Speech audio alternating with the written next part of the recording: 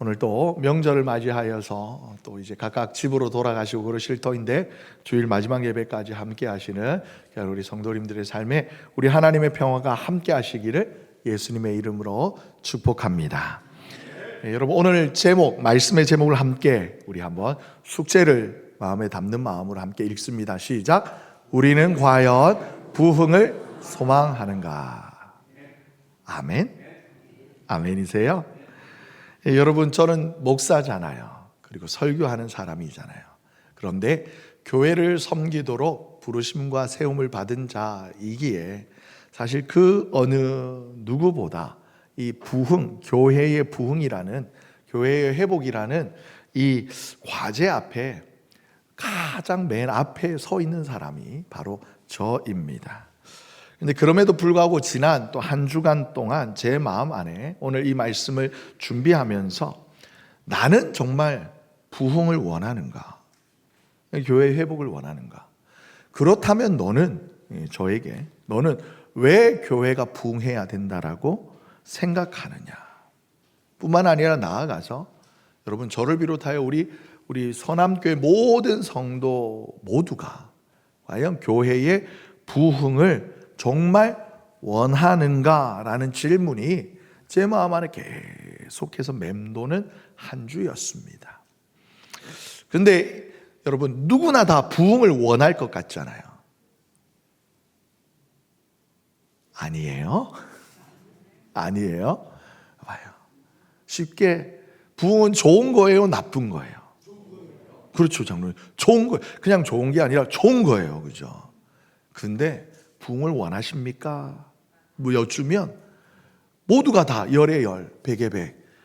마음은 원하는데 우리가 입술로는 선뜻 예, 아멘이라고 대답하지는 못하는 것 같아요.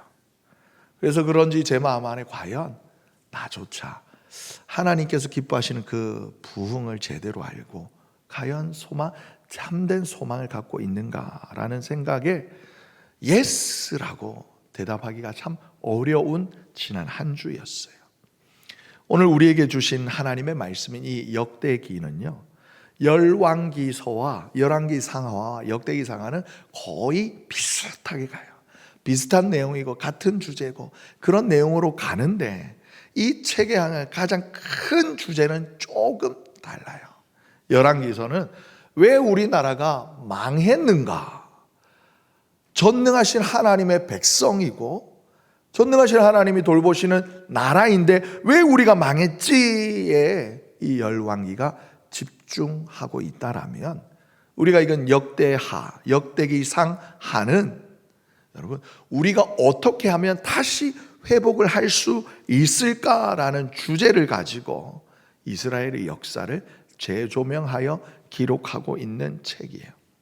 그리고 오늘 우리가 읽은 오늘 본문 이 말씀은 이 질문에 가장 분명한 답 중 그 하나를 예시로 보여주고 있어요. 유다의 왕 여호사밧의 통치 이야기를 좀 일부 이야기하고 있는데, 역대기를 기록한 역사가는 그를 아주 이상적인 개혁 군주로 묘사하고 있어요. 그래서 오늘 본문이 말씀하시는 첫 번째 부흥의 그 시작은요, 돌아가는 것에서부터 시작한대요. 오늘 본문 1절을 보면 이런 표현이 있어요. 아사의 아들 여호사밧이 이제 대신하여서 왕이 되었습니다. 그 다음에 어떻게 해요? 스스로 강하게 하여 이스라엘을 방어한대요.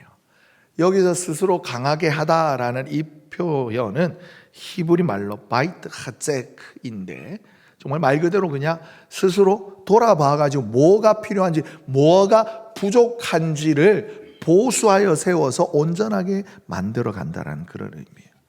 왕이 된 후에 여호사밧은 나라를 돌아보니까 현실을 뚜렷하게 직시하여서 이 나라가 온전히 서기 위해 필요한 것이 무엇인가를 살핍니다. 왕권을 강화하고 그다음에 국가 체제를 전비하는 등 나라를 온전히 세우는 일에 충실히 준비합니다. 그러니까 맹목적으로 현실을 무시하는 그런 신앙이 아니라 책임 있는 준비 위에 세워진 신앙인이 바로 여호사밧이었다라는 거예요. 그리고 여기에 더하여서 역대사가는 이러한 현실에 부합하는 여호사밧의 정책과 더불어 또 하나의 그의 중요한 업적을 놓치지 않고 말하고 있어요. 우리 3절 말씀 함께 읽겠습니다. 시작.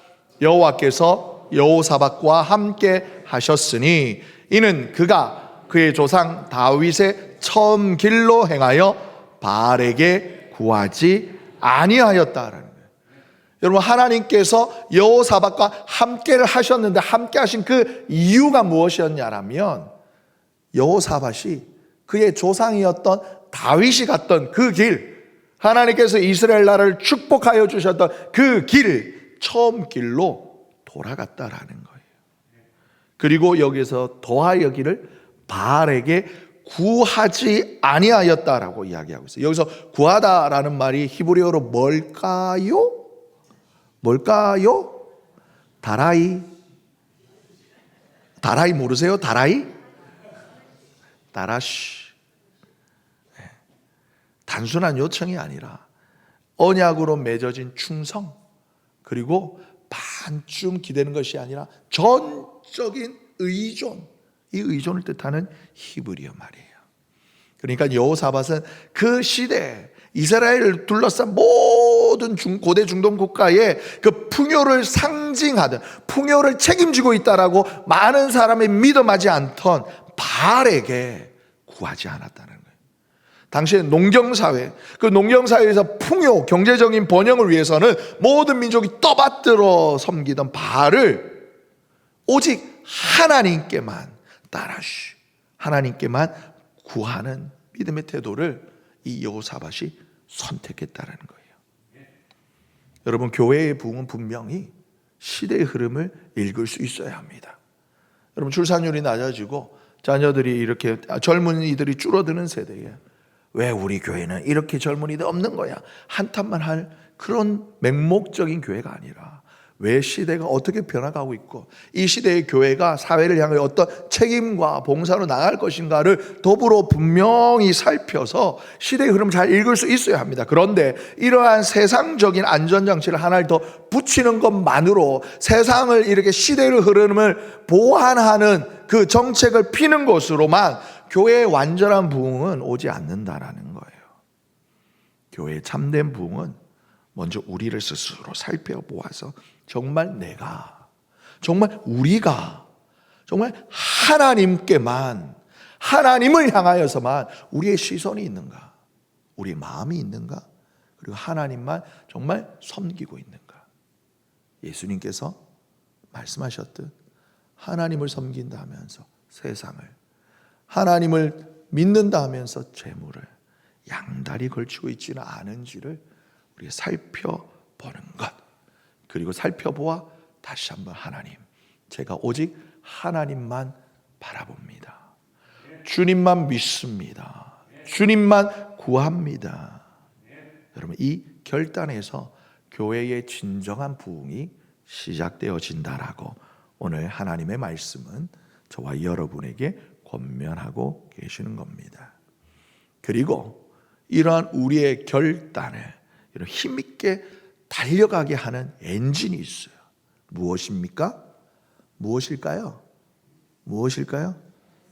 뜨거운 찬양, 뜨거운 기도 필요합니다. 하지만 제일 중요한 건 말씀이라는 거예요. 여러분, 오늘 본문 중에 7절, 8절, 9절은요 열왕기에는 없는 역대기만의 독특한 기록이 있어요. 여호사밧은 그의 통치 3년에 일종의 전국 순회 말씀 교육단을 조직합니다. 7절과 9절만 있습니다만 여기에 기록하고 있는 내용이 이래요. 방백 5명, 레위인 9명, 그 다음 페이지입니다. 제사장 2명으로 그 다음이요, 기록되어진 행정과 교육과 영적 권위가 결합되어진 국가적 차원의 말씀 운동을 이 여호사밧이 실천해요. 그리고 여기에 중요한 것은 무엇을 가르쳤을까요? 무엇을 가르쳤을까요? 하나님 말씀을 가르친 거예요. 고대 근동 종교는 대부분 제의 중심의 종교였어요. 그러니까 뭔가 제사장이 있고 아니면 종교적인 지도자가 있어서 당시 민족적 사람들에게 어떠한 종교를 가르칠 때에 왜 우리가 이 신을 믿어야 되며 우리가 왜 이런 것을 행해야 되는가 말씀을 가르치기보다는 제일 쉬운 거는 그냥 나보고 따라해 해가지고 소 가져와 양 가져와 이렇게 잡아 이러면서 그러니까 제사 형식 중심의 종교였단 말이에요.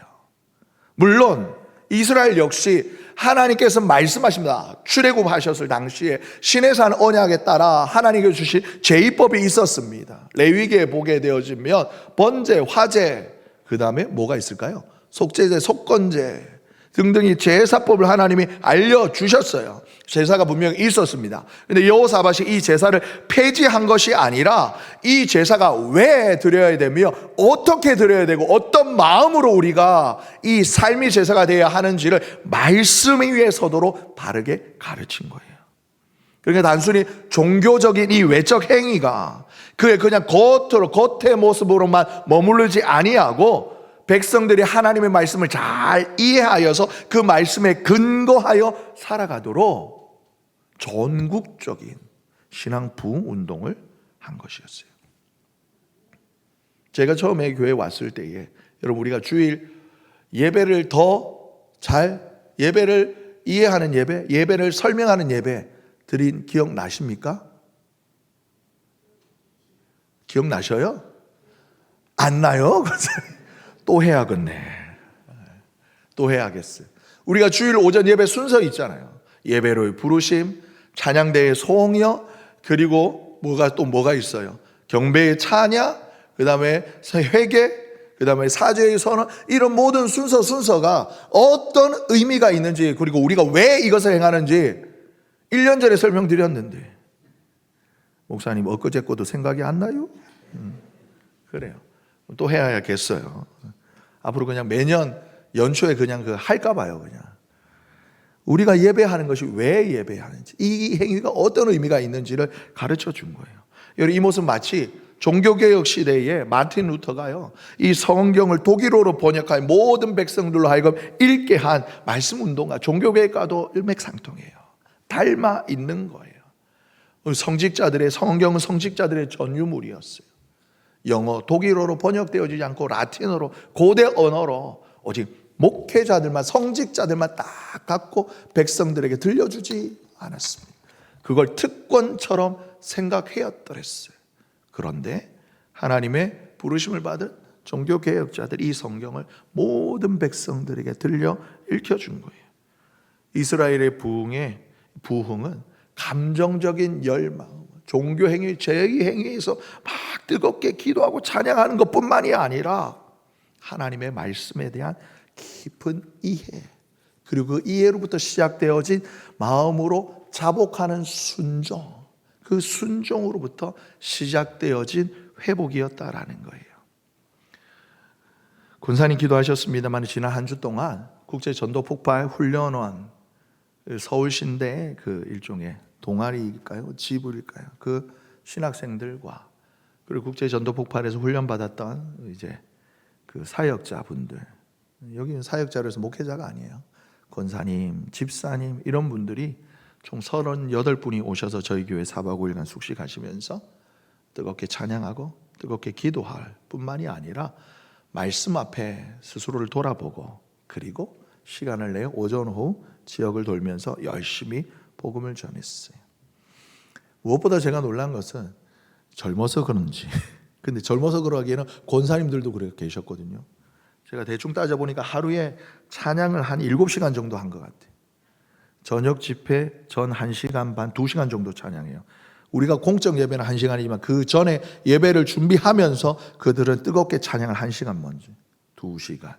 후에도 찬양하면 30분. 이미 저녁에만 말씀 시간 빼고 찬양을 2시간 반 해요. 그리고 아침, 그리고 오전, 그리고 오후까지 한 7, 8시간 찬양하는 것 같아요. 기도는 그만큼 또 하는 것 같아요. 예, 듣자 하니 참 안타깝지만 왜 저녁에 안 오시는 거야? 이랬더니 예배가 너무 길어서 못 오신대. 어느 순간 우리는 모든 공예배가 1시간이어야 된다라는 생각에, 고정관념에 사로잡혀 있는 거예요. 각설하고 그들의 열정, 그들의 그 뜨거운 확신, 어디에서 나오는 걸까? 뭐가 나올 것 같아요, 여러분? 그들이 막 기도하고 찬양 중에 환상 보고 체험해서? 아니요. 그 이상으로 그들은 머릿속에 하나님의 말씀을 쑤셔 넣어요. 하나님의 말씀을 새기는 거예요. 하나님의 말씀에서 그들의 뜨거운 열정이, 세상을 저 죽어가는 영혼을 향한 그들의 확신이 나오는 겁니다. 그 현장을 보면서 저는 부러움과 부끄러움을 느꼈어요. 부러움은 그들이 정말 순전하게 하나님의 말씀의 능력을 믿고 온몸을 던지는 그 모습이 부러웠고, 부끄러움은 하나님께서 우리 교회를 또 축복하여 주셔서 미처 준비하지 못하였음에도 불구하고 그 은혜를 풍성히 부어주시는데, 그 부어 쏟아지는 은혜를 담을 만한 우리의 준비가 부족했구나라는 생각이 들어서 담임 목사로서의 부끄러움이 느껴지는 지난 4박 5일간이었어요. 근데 여러분, 오늘 성경이 말씀하시는가? 교회의 부흥은 말씀의 이 질서가 세워질 때 하나님께서 교회를, 나라를 축복하신다라는 거예요. 10절의 말씀 한번 보시겠습니다. 함께 읽어요. 여호와께서 유다 사방의 모든 나라에 두려움을 주사 여호사밧과 싸우지 못하게 하시매. 아멘.